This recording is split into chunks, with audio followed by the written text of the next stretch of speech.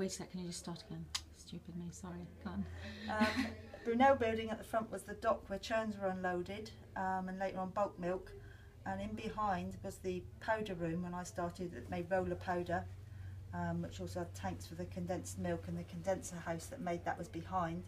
And above that was the separator room where the milk was separated out to make the cream. And behind that, the laboratory was there as well. What happened in there? We did all the testing, quality control, weights, fat contents, water content, tested the detergents for the cleaning on site. The bacteriological laboratory did obviously the bacteria counts, total bacterial counts, E. coliform. We did the swabs for plant cleanliness, water quality, and of course there were diverse products. We did fruit juice as well at some point. Later on we did soft cheese, clotted cream, double cream, whipping cream. When I first started we did sterilised milk in bottles, and also bottled juice was done. That was tried occasionally.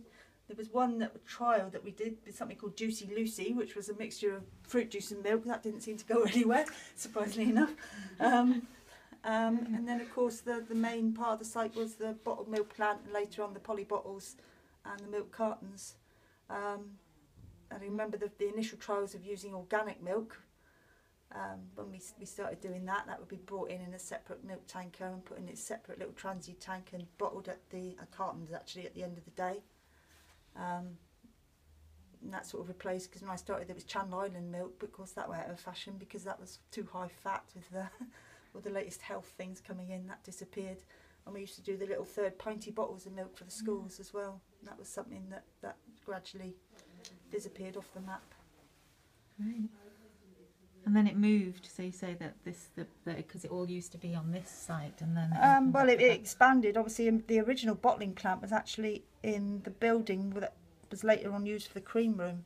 That was a little, it was a dock that took 2 bottle lorries. I can remember seeing 2 bottling lorries backed in there, and there was a small bottling line, and that was later converted to the juice plant. Okay. And then, of course, it was expanded down towards the river when the big, what you can see now, was built. And that was the big, there were 2 bottling lines in there then. And you had the big dock. As you look at it on the left-hand side, that was where the empties were offloaded, put onto the conveyors, where the bottles went through the washer, went round all the conveyor belts, and then went through the bottling plant. Came out the other end where the lorries were all backed in to put the crates on. And then on the one side of the dock there was the carton machine. And also the poly bottle line, which later, that was the expansion of the use of poly bottles. One of the bottling lines was taken out and the poly side was expanded. Right.